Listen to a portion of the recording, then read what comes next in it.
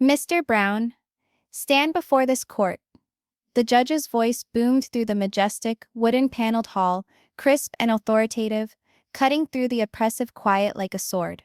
Each head in the room looked at the man at the epicenter of the tempest.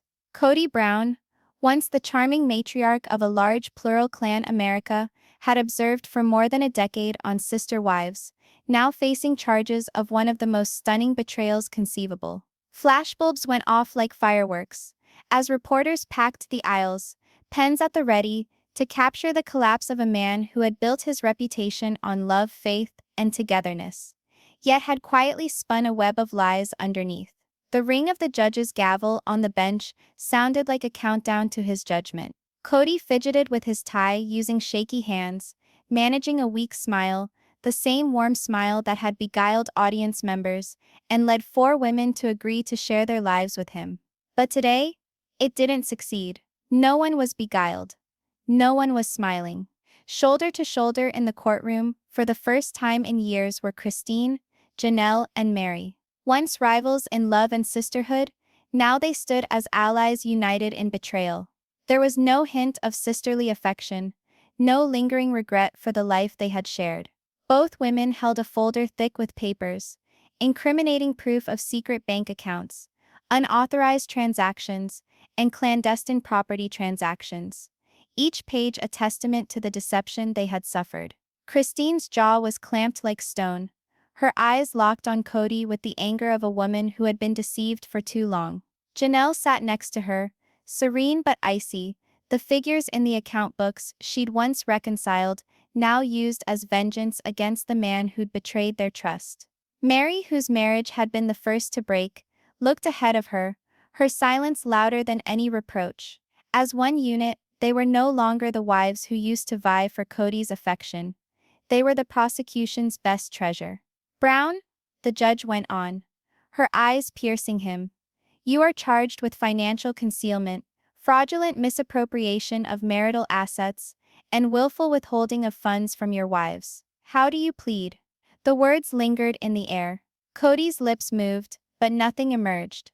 He glanced quickly over toward the defense table, where his lawyer nodded resolutely, encouraging him to speak. Not guilty, Your Honor. He finally spoke, the words tremulous, unconvincing. A murmur ran through the courthouse. Reporters wrote frantically. In the street outside the courthouse, news networks were already carrying live reports. Kody Brown on trial. Secret fortune and betrayal revealed. The judge reclined in her chair. Very well. The evidence and testimony that will establish the truth will be heard by this court. She directed her eyes toward the prosecution table. Counsel, you may make your opening statement. Christine's lawyer, an intelligent-eyed woman in a navy blue suit, stood up and walked to the jury box with a measured, deliberate pace. Ladies and gentlemen, she started, you will hear a tale of dishonesty. A tale that started with trust and family, but was tainted by greed. My clients, Christine, Janelle, and Meri Brown, thought they were creating a life with the defendant. They worked, they sacrificed. They made contributions to the joint businesses, and they trusted him with their financial future. But as they were raising kids and constructing a household, Mr. Brown was constructing something else. A shadow empire. She walked slowly, allowing each word to fall. We will provide evidence that over the course of a number of years Mr. Brown hid hundreds of thousands of dollars of marital income, diverted funds into private accounts, and spent those funds to buy real estate that he took title to in his name only. You will hear about the bank wire transfers, the emails, the deeds to land. You will have the testimony of financial experts. And when this trial is finished, there'll be no question, Mr. Brown double-crossed the people who trusted him most. Kody stiffened, his jaw clenching. He glanced for a moment at the gallery, where dozens of recognizable faces, old friends, distant family members, even fans, sat in shocked silence. He'd been the face of a family founded on togetherness and devotion. And now he was the embodiment of greed and betrayal. His lawyer stood to address the allegations, his tone smooth but on the defensive. Members of the jury, he began. This is not a case of betrayal. It's one of misunderstanding. My client did what he thought was necessary to keep his family's financial well-being intact. There was no theft. There was no deceit. This is a family issue, warped into an legal spectacle by resentment and anger. But even as he uttered these words, he sounded insincere. The jury was unmoved. The wives did not blink. And Kody knew, in his heart, that the narrative being constructed was something that no speech could correct. The prosecution's first witness, a bank official, took the stand. The man described how accounts had been set up in Kody's name alone, with deposits mirroring payments from the family's joint enterprises. Were the plaintiffs named on any of these accounts? The prosecutor inquired. No, the witness answered. They were concealed. Kody's face reddened. Christine's lips twisted into the smallest trace of a smile, not of happiness, but of vindication. She had waited years for this day. As evidence unfolded, the gravity of Kody's decisions was no longer avoidable. Transaction histories showed payments made mere days before Christine declared herself separating. Deeds to property indicated land purchases in Nevada and Arizona, not under the Brown Family LLC, as they had all consented, but under Kody Brown Holdings. And worst of all, emails came to light in which Kody told members to keep this off the books, and make sure the wives don't see the paperwork. Each one of them fell like a hammer blow. Each blow removing another piece of the carefully constructed image of Kody that the women had so tenderly maintained. The air in the courtroom became heavier with each minute that passed. Janelle took furious notes, cross-referencing every dollar, every transfer, every deception. Meri, who had been silent for so long, bent over to whisper something into Christine's ear, and the two exchanged a look of mutual determination, the kind that is shared by having survived the same betrayal. Outdoors, fans who once worshipped Kody now stood with signs calling for justice. Liar, pay back what you stole. The downfall of a reality TV patriarch had become an in-the-real-world reckoning. By day's end, it was certain that this was no typical family feud. This was the collapse of an empire, one founded on religion and kinship, now crumbling under the strain of greed and dishonesty. As the session was recessed by the judge, she delivered an ominous threat. This court will brook no theatrics, no manipulation, and no delays. The truth will be revealed, sooner or later. Kody remained there for a moment, immobile, as the courtroom cleared around him. Cameras flashed repeatedly, illuminating the figure of a man who once appeared to be above the law, but now appeared little, trapped and cringing. And as Christine, Janelle and Meri exited together, not as co-wives, but as champions for justice, Kody came to see the truth he had been trying to escape. The deceptions were no longer concealed. The funds were no longer his. And the family he had betrayed was no longer quiet. The trial was barely underway, but the sentence of public opinion had already been filed. Kody Brown, the self-appointed patriarch, had designed his own demise. And this courtroom was going to be the arena where all the secrets he had ever attempted to hide would finally be exposed. Your Honor, the prosecution calls Christine Brown to the stand. The hum of the courtroom dropped to silence. As Christine stood up, each step careful, her eyes fixed on the man who had once been her husband. Gone was the patient smiling woman who once sat beside Kody on national television. In her place stood a woman hardened by betrayal, driven by truth, and determined to fight. The bailiff led her to the witness stand, and as she swore in, the eyes of the country and Kody's riveted on her. She had waited years for this moment, and she was not going to waste a second of it. Please say your name for the record. The prosecutor started. Christine Brown, she answered, her voice firm but seething with an anger that had been building inside her for far too long. And your connection to the defendant? I was his third wife, she snapped. And for over 25 years, I thought he was a man of honor. I was mistaken. Gasps echoed through the courtroom. Kody squirmed in his seat, not meeting her gaze. The prosecutor walked up with a thick binder. Christine's proof. Mrs. Brown, she went on. Did you and Mr. Brown have joint financial accounts while you were married? Christine nodded. We did. At least I thought we did. All of us gave for years. Not only emotionally but monetarily. I helped operate family businesses. I invested my own money from the show, from book contracts, from appearances. We left the money up to Kody. He assured us everything was above board. She laughed, a bitter sound. It wasn't. It never was. The prosecutor opened the binder and projected a succession of financial statements on a huge screen. Recognize these? Yes, Christine replied resolutely. These are accounts I never knew existed. Accounts in which money I helped earn was deposited and transferred. The courtroom focus snapped to the figures on the screen. Tens of thousands in deposits, frequent transfers to accounts in the names of shell companies, withdrawals planned perfectly around crucial family milestones. Mrs. Brown, the prosecutor pressed on. How did you learn about these accounts? Christine breathed slowly, the burden of the memory clear. After I left Kody, I began going over our financial history. Something was off. His accounts that he'd presented to us were almost bare, but I was positive there was money there. I brought in a forensic accountant, and they found out the truth. He'd been embezzling money from our joint accounts for years, stashing it in locations only he could reach. The prosecutor's next question cut deeper.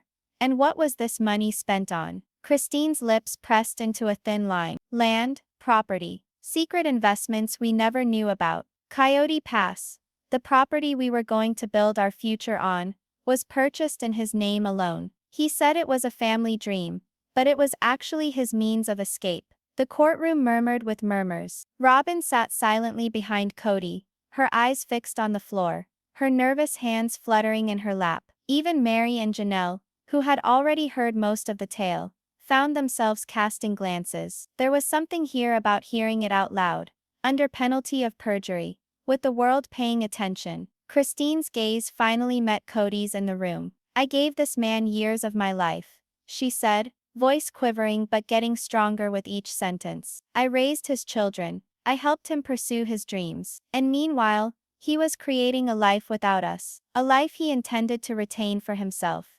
The prosecution continued. Mrs. Brown, can you tell us about Exhibit B? A new screen flickered to life, showing a string of emails between Kody and a financial advisor. The jurors leaned forward as the emails were read out loud. Make sure none of the wives see this paperwork. Keep the account private until the land deal closes.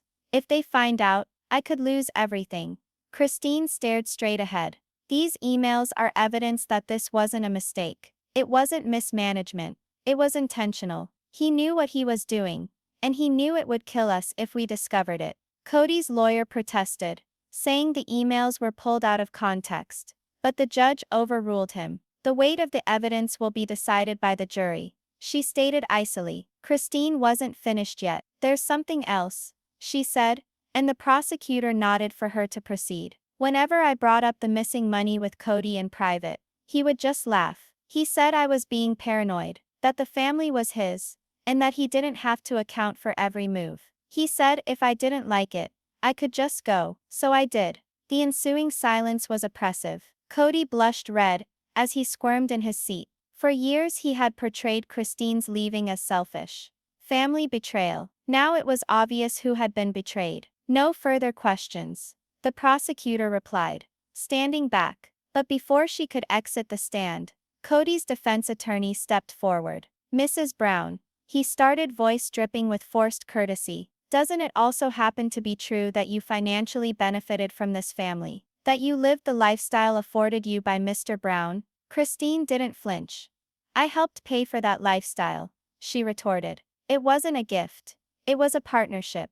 Or at least, that's what I thought. The lawyer intensified. And isn't it also that you voluntarily left the marriage? Yes, answered Christine. I left because I wouldn't be lied to anymore. I left because I found out the man I trusted had based his future on lies. The defense lawyer faltered, realizing the jury's sympathy moving even further away from him. No further questions, he mumbled, sitting back down. As Christine descended from the stand, the gravity of her testimony hung in the air. The jury members gave each other glances, not of skepticism but of comprehension. What she had recounted was not just a financial deceit.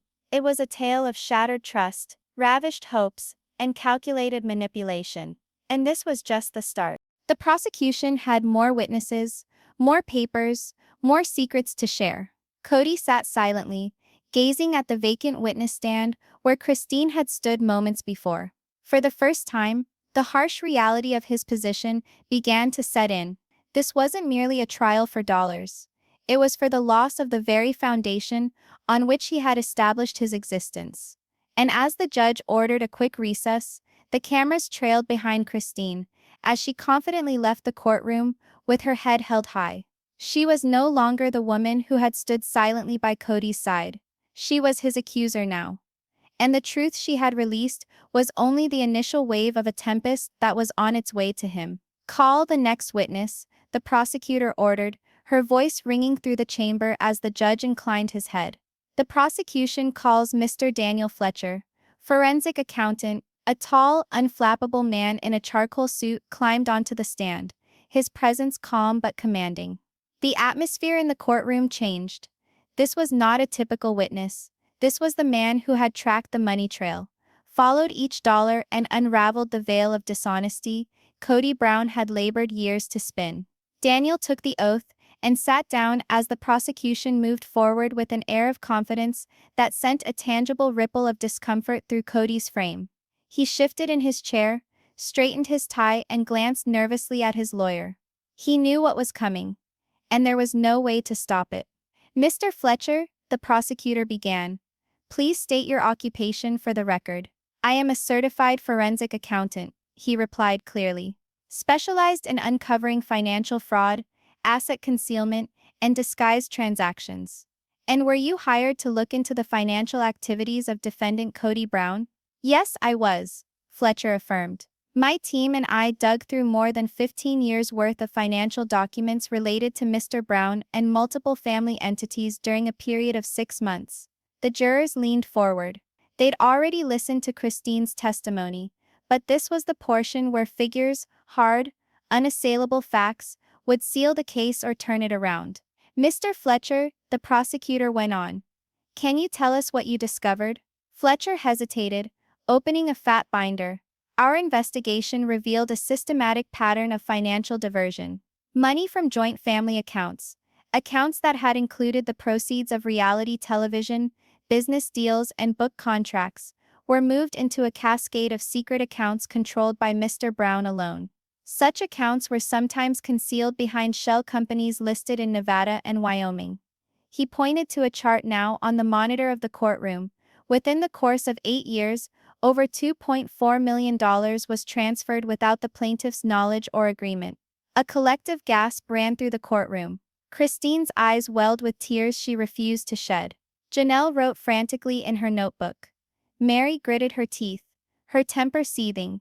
Even Robyn shifted uncomfortably, as if attempting to melt into the bench behind Kody.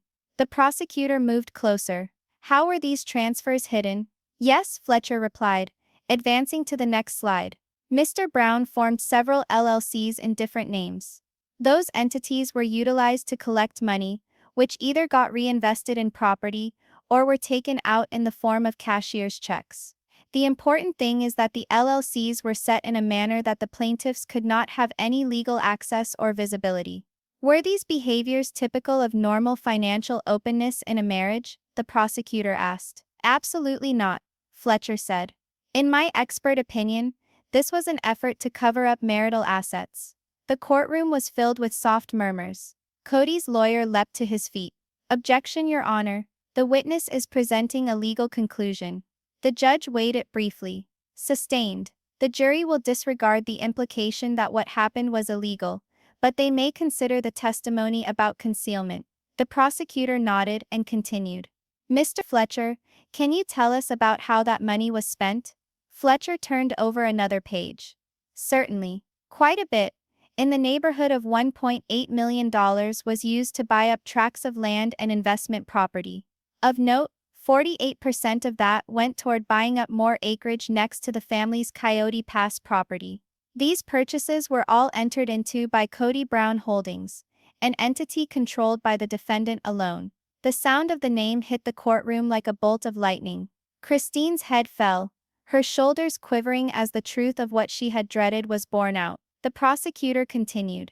"Were any of the plaintiffs named on these deeds to property?" "No," Fletcher replied, categorically. Only Mr. Brown's. Did Mr. Brown reveal these purchases to his wives?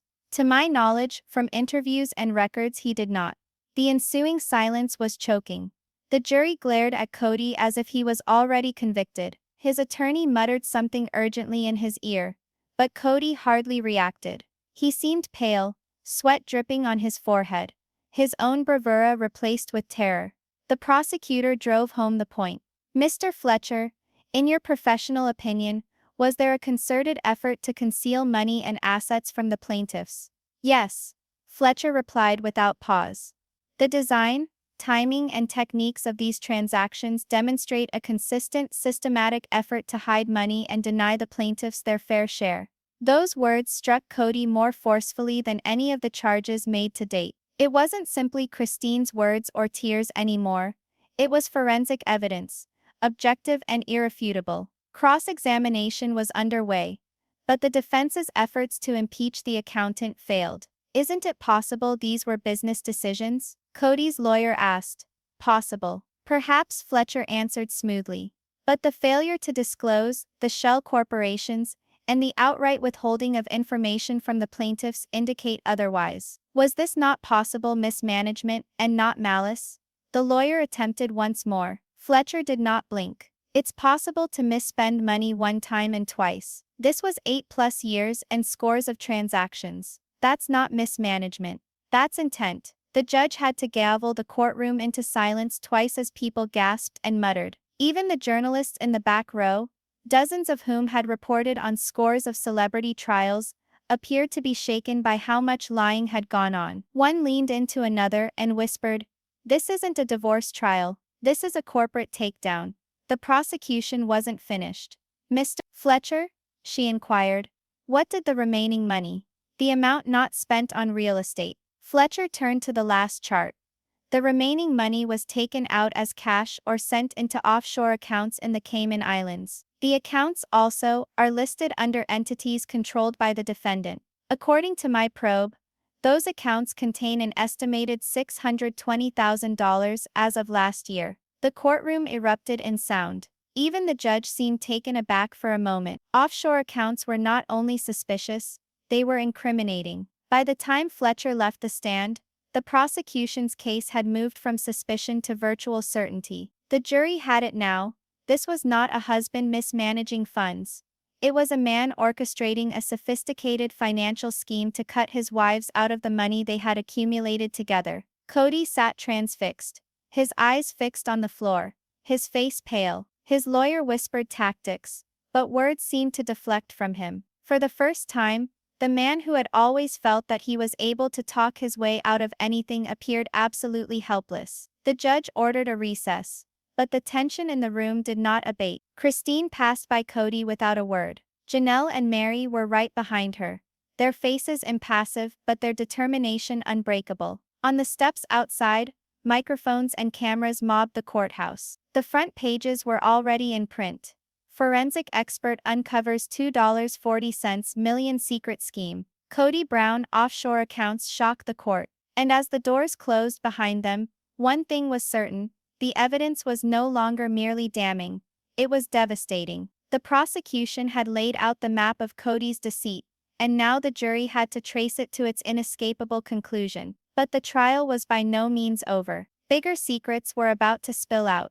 And with each new witness, Kody's kingdom of secrecy was falling apart quicker than even his wives had hoped. It was a packed courtroom the next morning. Reporters standing elbow to elbow, spectators filling the back walls, and even some familiar faces from Kody's larger family scurrying into the gallery, desperate to see the explosion of the man who had once dominated them with subtle power. The air was tense, electric, nearly intolerable as the defense geared up to counterattack. They had been beaten up by Christine's unsettled testimony, and devastated by Daniel Fletcher's forensic analysis of the financial fraud. Now they were fighting to survive. The defense calls Kody Brown to the stand, his lawyer declared, his voice firm but with a sense of urgency. A murmur of collective shock swept through the courtroom as Kody rose to his feet, smoothing his suit jacket with shaking hands. He strode towards the witness stand, with a forced swagger, the confidence of the man America had come to know slouching through the crevices of his now dissipating mask. But beneath the cruel glare of justice, his characteristic bluster seemed smaller,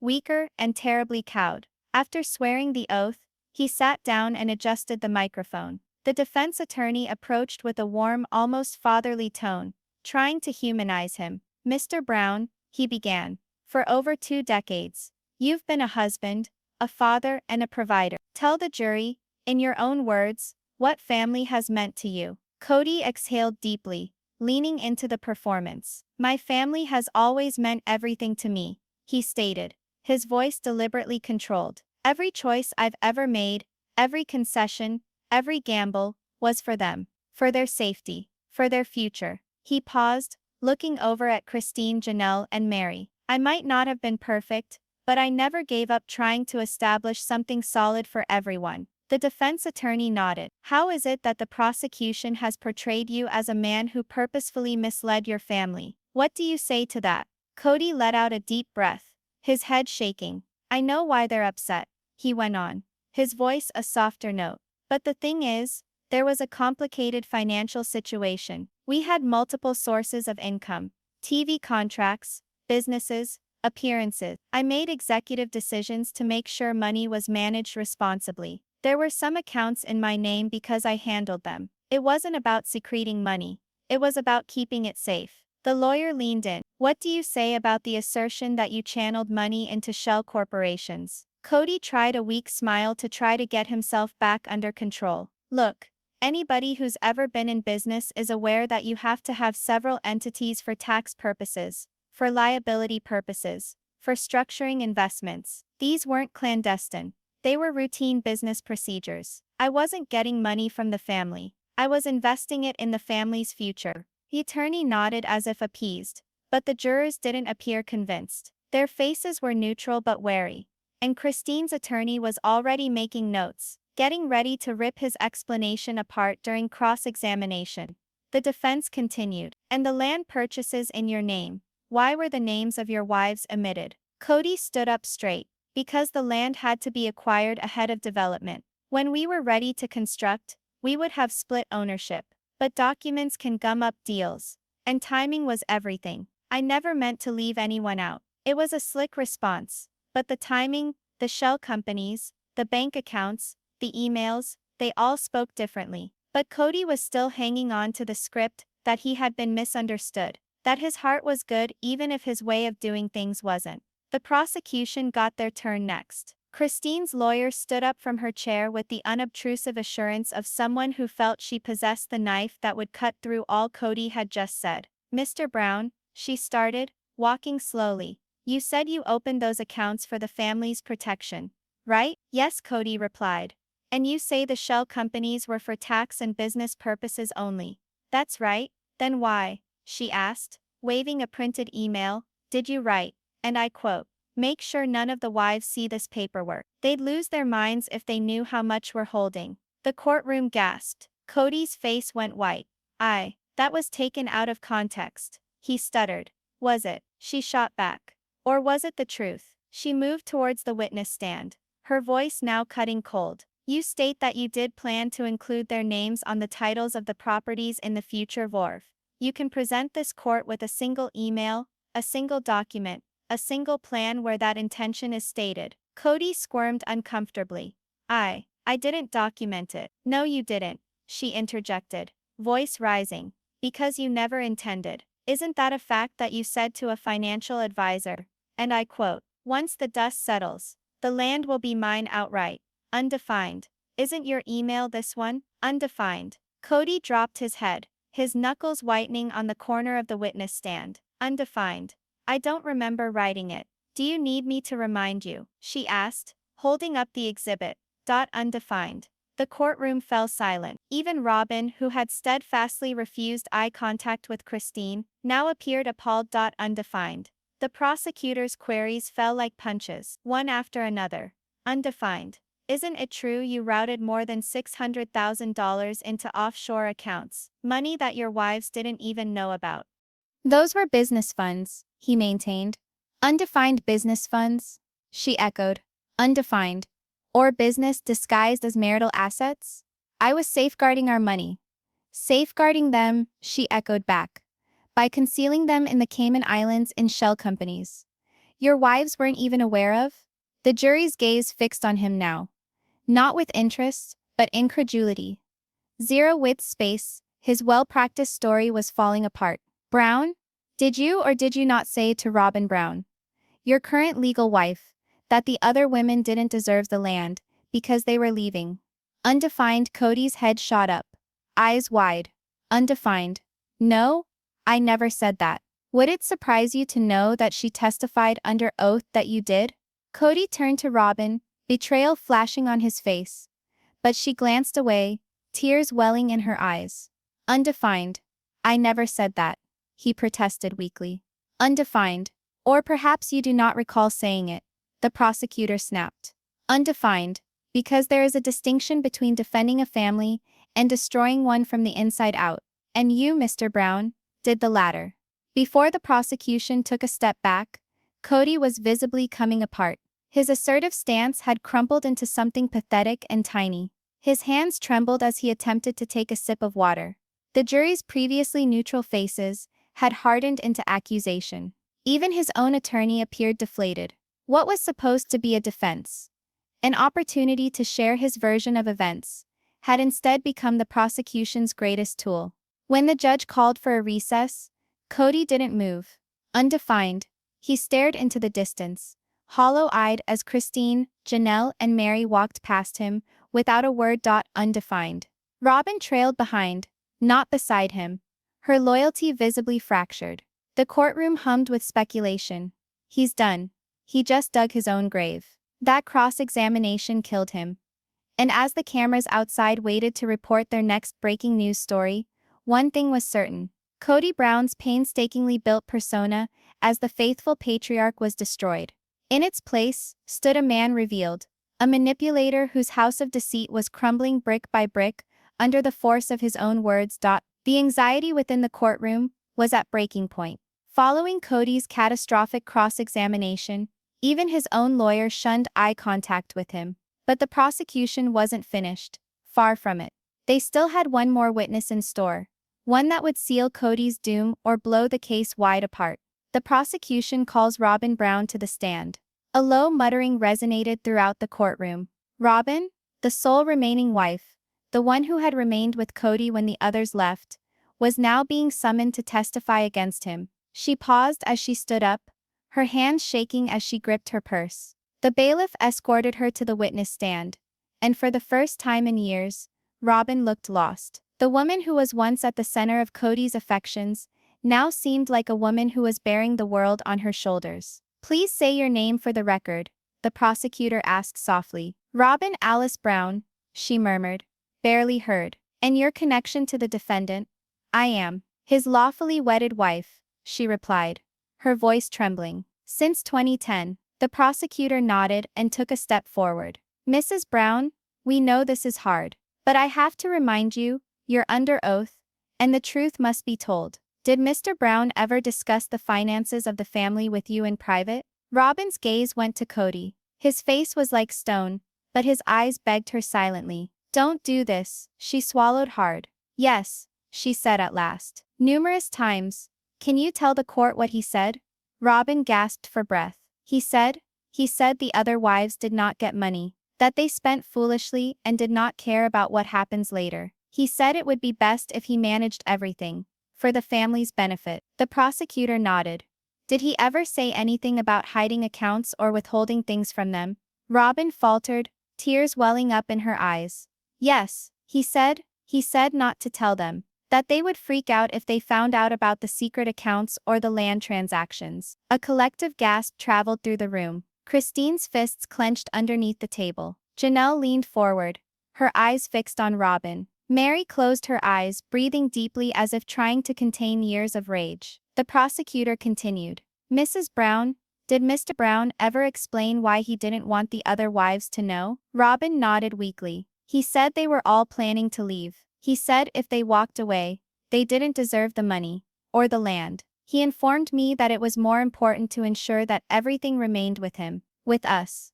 The final two words escaped before she could contain them. With us. That was the phrase which shattered the room. It no longer belonged to a family's money, his and Robyn's. The courtroom erupted in whispers and appalled gasps. The judge rapped repeatedly with the gavel. Order. I will have order in this court. The prosecution moved forward, feeling the momentum. Mrs. Brown, do you know about the offshore accounts? Robyn nodded slowly. Yes, he explained them to me last year. He said it was funds he was shuffling around to keep secure. Did you ever ask him why your sister wives were not told? Robyn's voice began to crack. I did, but he said it wasn't their business anymore. Tears flowed freely now. I should have spoken, I should have told them, but I trusted him. I believed what he said. The defense lawyer stood up. Objection. This is emotional manipulation, Your Honor. The witness is obviously upset. The judge shuddered her head. Overruled.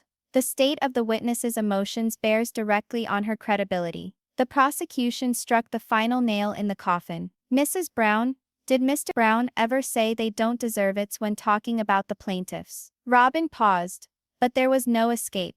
Yes, she whispered. He said that very thing. Tears welled up in Christine's eyes. Tears of vindication, not of sorrow. Janelle glared at Kody, her expression a combination of horror and incredulity. Meri grumbled under her breath, her head slowly shaking back and forth. And Kody? He just sat there, his eyes fixed ahead, his jaw locked so hard it seemed like it might shatter. The image of the devoted patriarch, the man who used to espouse family cohesion and religious devotion, was history. In his stead, sat a man who had broken every promise he had ever made. When the time came for the defense to cross-examine, they tread with care. Mrs. Brown, isn't it true that you and Mr. Brown made joint decisions? Yes, she agreed. And isn't it true that some of them were intended to secure your family's financial future? Yes, but so you concurred with his rationale. I trusted his reasoning. Robyn amended, her voice firming up a bit. I didn't always agree. I just didn't question him the way I should have. The attorney attempted another tack. Mrs. Brown, are you angry because your relationship with your sister wives has ruptured? Robyn shook her head. I'm angry because I was part of something wrong.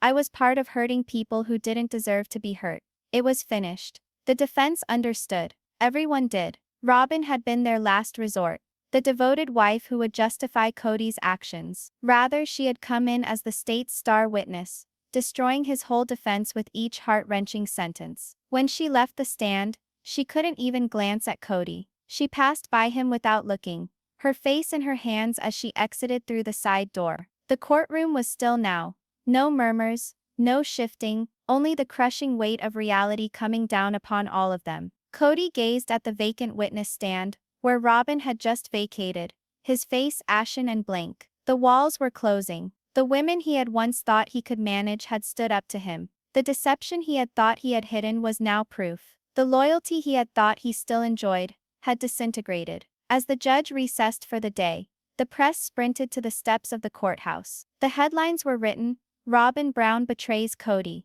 They didn't deserve it. Prosecutor's key witness shatters defense. And as Christine, Janelle and Meri emerged, heads held high and resolve unwavering, Kody sat still, silent, shattered, and knowing that the walls he had constructed around his greed finally had crumbled. The lights in the courtroom grew dim, the cameras still flashing, and the man who had once thought he was above the law was now sitting back and watching it all. His reputation, his family, his empire, go up in flames. The courtroom was different the next morning when the trial resumed. Heavier, more ominous. Like everyone present knew they were in for the most explosive portion of the trial. Reporters were waiting 2 blocks away down the street, cameras flashing at each new arrival. Christine sat inside with quiet determination. Janelle scanned a binder full of documents, and Meri glared unblinkingly at the defense table. Even Robyn, who had testified the day before and blown Kody's defense that first afternoon, sat in the gallery with puffy eyes and vacant expression. All of them knew what was coming.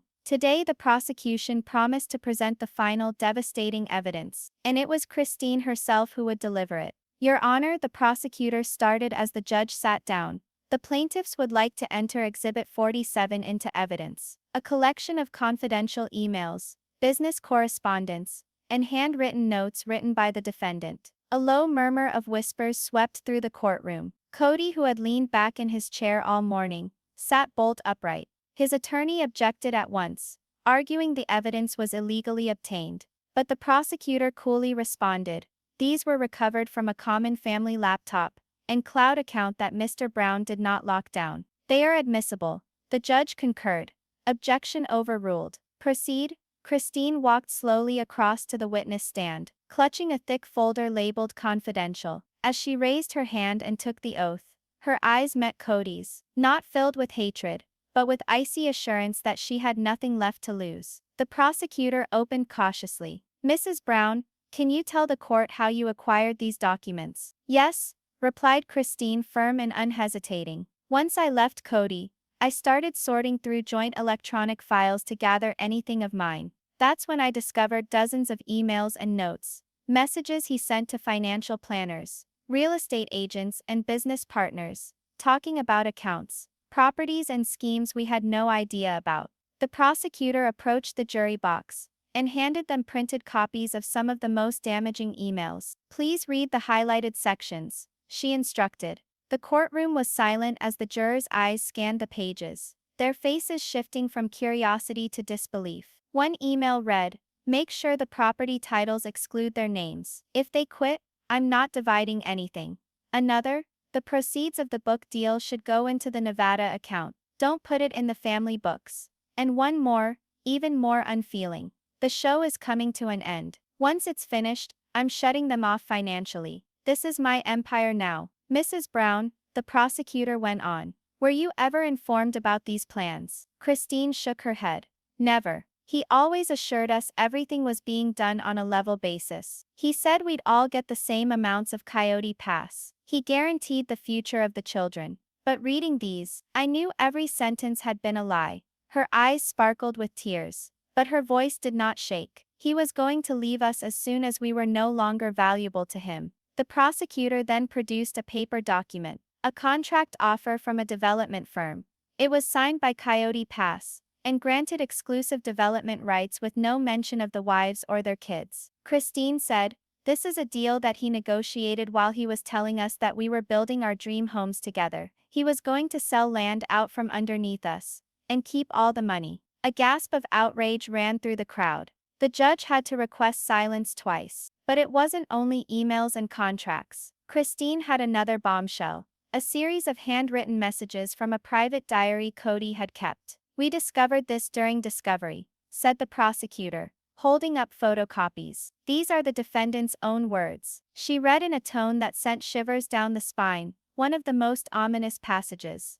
I can't wait until they're gone. Robyn and I will finally be free to build what we want. No more splitting profits. No more emotional baggage. They'll walk away with nothing. There were gasps throughout the room. Even the toughest jurors were visibly shaken. The defense attempted to object once more, terming the writings private thoughts and irrelevant, but the judge overruled. If they address intent, she stated firmly, they are relevant. Christine's lawyer turned to the witness again. How did reading these documents affect you? Christine hesitated, her voice shaking with emotion. It broke me. I thought I knew the man I married. I believed even if he did no longer love me, he honored me as the mother of his children. But these revealed the truth to me. He never regarded us as his partners. We were roadblocks to his money. We were throwaways. Kody's face had paled. He sat staring at the table, jaw tight, body still except for the furious drumbeat of his fingers. Each email, each note, each signature tugged at another strand from the defense he had worked so hard to spin. His lawyer sat next to him in silence, leafing listlessly through his papers, clearly knowing that there was no argument that could reverse what the jury had just witnessed. The cross-examination was feeble and brief. Mrs. Brown, could these writings have been nothing more than frustrations? Christine shook her head. No, they weren't mere words. They were accompanied by actions. He didn't write them only. He carried them out. He stashed the money. He transferred the assets. He deceived us and plotted our financial demise. The defense was stumped. When Christine finally left the stand, the courtroom atmosphere was unlike anything anyone had ever experienced. The burden of evidence had tipped the trial completely. What was once mere accusations now felt like destiny. The jury did not simply observe a man who had lost money. They observed a man who had engineered a sophisticated betrayal, step by step with freezing calculation. Kody slouched in his seat, his eyes hollow, his hands tightly folded as if attempting to grasp something that already was evading him. Robyn sat motionless, her eyes far away, as if suddenly aware she too had been a pawn in a grander game. The wives looked at each other, not in victory, but in sweet vindication. They'd been labeled as liars, manipulators, and opportunists. Now the world could witness the truth. As the judge recessed for the day, a thick silence hung in the air. Reporters scurried out to get the latest news on the air. Heads were already being written. Emails reveal Kody's scheme to cut out wives. Journal entry, they'll walk away with nothing. But within the courtroom, everyone felt much more subdued. This was no longer just about money. It was about betrayal on a scale few could understand. And despite the fact that the trial had yet to go on for days, one thing was certain. The empire Kody Brown spent decades constructing was crumbling from the inside, and now there was nothing left to hide behind. The courtroom was still, the kind of stillness that crackled with tension and unspoken verdicts. Days of explosive testimony, shocking evidence, and emotional confessions had brought the trial to its dramatic conclusion. The prosecution had set out their case in brutal clarity. The secret accounts, the shell corporations, the land transactions, the emails, the diary entries, everything spoke one condemning narrative. Kody Brown hadn't merely betrayed his wives. He had enacted a cold, calculated scheme to exclude them from the life they had shared together. The case was now in the hands of 12 strangers. The jury and all the eyes in the room were fixed on them. Members of the jury, the judge declared solemnly. You have heard the testimony presented by both prosecution and defense. Now it is your responsibility to deliberate and come to a decision. You may retire to the jury room. The gavel rang out like a gun in silence. As the jurors trooped out, the courtroom moved into an odd, tense waiting. Reporters breathed words quietly into microphones. Lawyers faked arranging papers, but were obviously just marking time. Christine sat still, hands clasped in her lap, her gaze locked on the vacant jury box. Janelle leaned in to say something to Meri, but even their customary determination seemed tenuous in the face of doubt. Kody sat at the defense table, his back stiff, his jaw locked so tightly it seemed to hurt. For the first time, the swagger, the speeches about family and legacy, was absent. He no longer resembled the reality TV patriarch. He appeared to be a man who was watching the failure of his whole life. Robyn, sitting a few rows back, was stiff, her eyes puffy with weeping, her eyes fixed on the floor. She hadn't spoken to Kody since her testimony. A more vocal silence than any words she might have uttered. Hours went by. The jury sat in the chamber, their quietness more oppressive than any testimony that had ever been heard in court.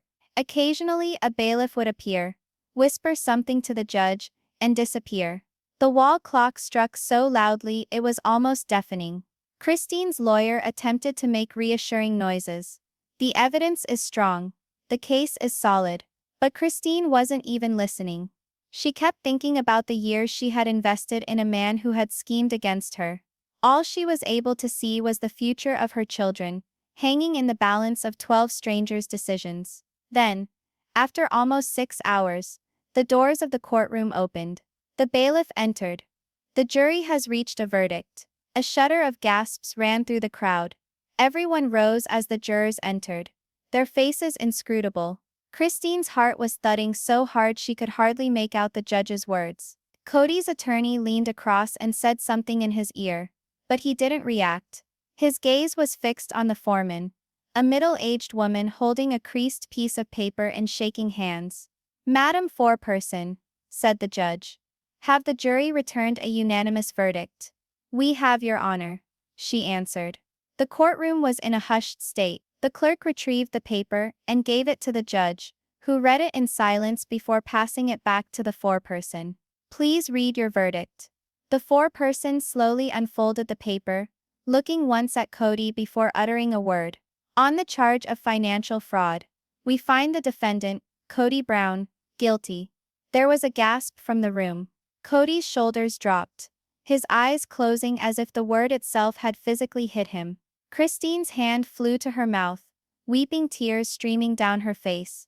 Meri grabbed Janelle's hand, squeezing it hard. The forewoman went on, her voice firm now. On the charge of concealment of marital assets, we find the defendant, Kody Brown, guilty. The gasps became mutters. A wave of emotion swept through the courtroom. Relief on Christine's part, despair on Kody's. He slowly shook his head, as if unwilling to hear what he was hearing. His attorney covered his face with his hands. And on the count of breach of fiduciary duty. The silence was agonizing. Kody glared at the foreperson, his lips barely moving, as he silently prayed. We find the defendant, Kody Brown, guilty. The knockout punch was delivered. The courtroom erupted into a maelstrom of sound. Sobs, gasps, cheers, reporters yelling into microphones. The judge's gavel bashed repeatedly, demanding order. Silence, she commanded. This is a court of law. Christine couldn't suppress the tears. After years of being manipulated, betrayed, and told that she was overdramatic or bitter, she had finally been validated. Janelle enveloped her in a tight hug, and even Meri, who had promised that she would never talk to Christine again, grasped for her hand. We did it, she sobbed, her voice cracking. We finally did it. Robyn sat frozen, silent tears streaming down her face. The man she'd fought for, the man she'd lost everything for, was a convicted fraud. Kody, on the other hand, was a specter. His attorney leaned in close, talking rapidly, but Kody was not hearing. His eyes were somewhere else, empty, the expression of a man seeing his empire crumble. The judge's voice intruded on his haze. Mr. Brown, this court finds you guilty on all counts. Sentencing will be in 2 weeks. You are remanded into custody until then. The bailiff came forward, and for the first time in his life, Kody Brown, the patriarch who had once ruled over an entire household, was handcuffed.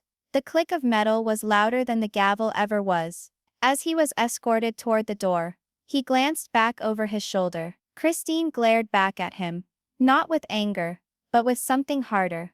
Finality. There was no love remaining, no pity, no remorse, only truth, and the price of all he had done. Reporters outside were already shouting headlines into cameras.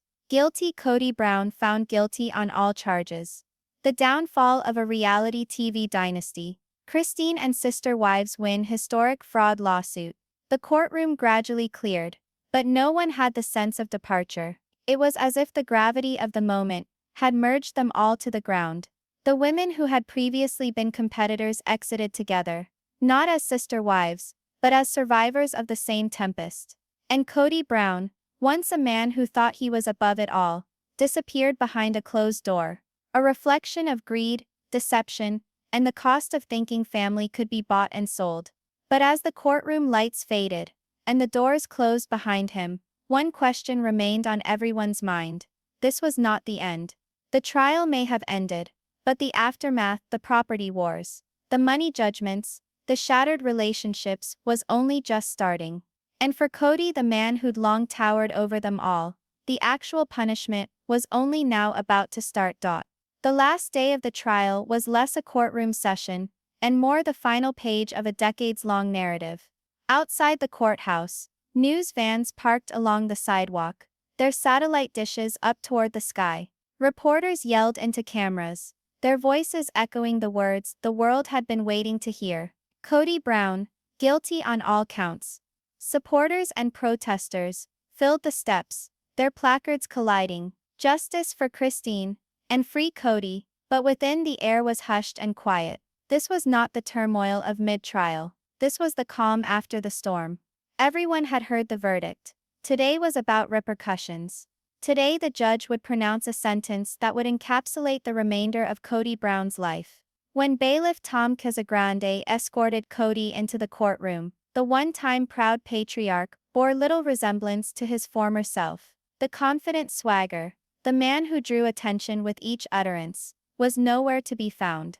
Rather, he shuffled forward in a simple suit that suddenly hung loosely on him, wrists cuffed, pale and gaunt face avoiding the look of the women who had once been his entire life. Christine sat composed and poised. Janelle steady and unmoving. Meri cold but clearly relieved. Even Robyn, the wife who had stood up for him longer than anyone else, sat alone, her eyes red and far away. No longer loyal partner, but another victim of his zeal.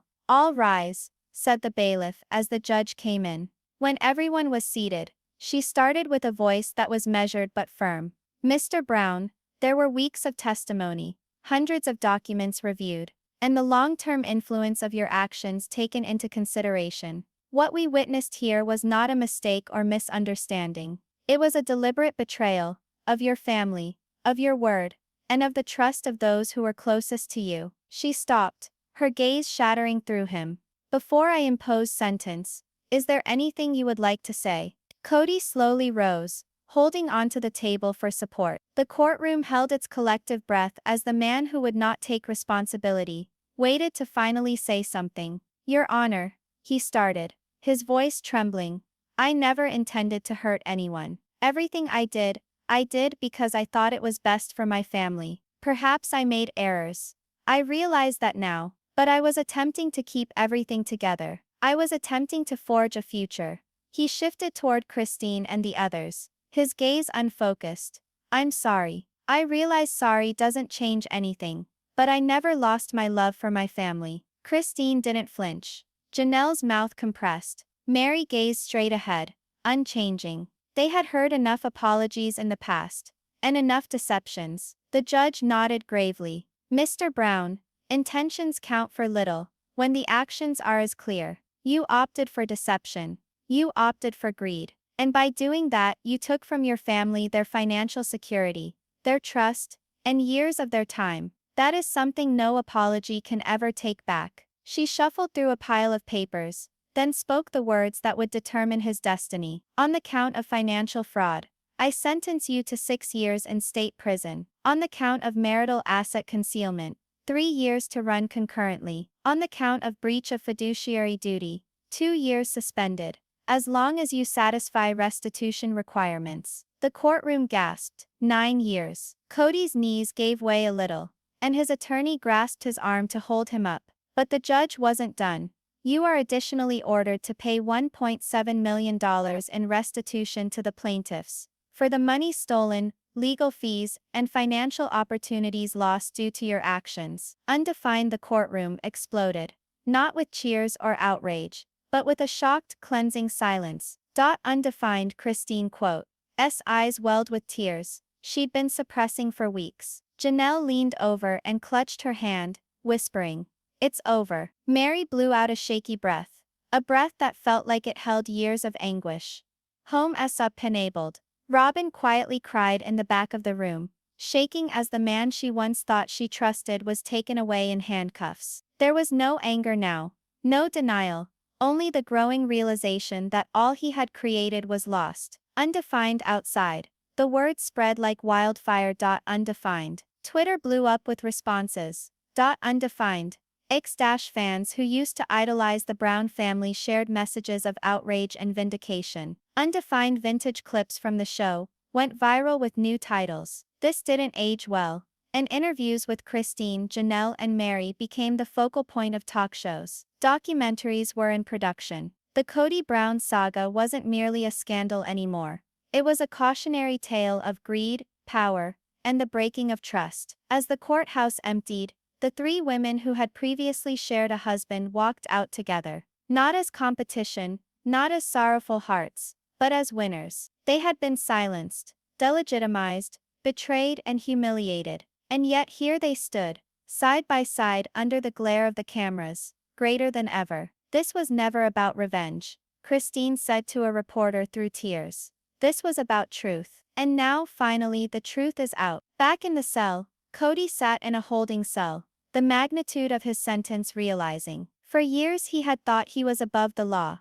the leader of a family empire, the designer of their destiny. But now, deprived of his influence and liberty, he was merely another man paying for what he'd done. There were no cameras, no crowd, no scripted speeches. There was just silence. and remorse. The courtroom lights flickered for the final time as clerks gathered up their files. The case that had captivated the country was at an end. The judgment was final. The patriarch was overturned, and the women he had once underestimated took their first steps into a future, for the first time in decades. Their own. Though the trial's legacy would survive, it would be recounted and retold, in books, in interviews, in hushed tones, not only as the rise and fall of Kody Brown, but as the tale of three women who would not remain quiet, who battled for justice, and who prevailed. And somewhere far away, in some prison cell, a man who used to think he could manage everything would spend each day recalling the day it all got away from him.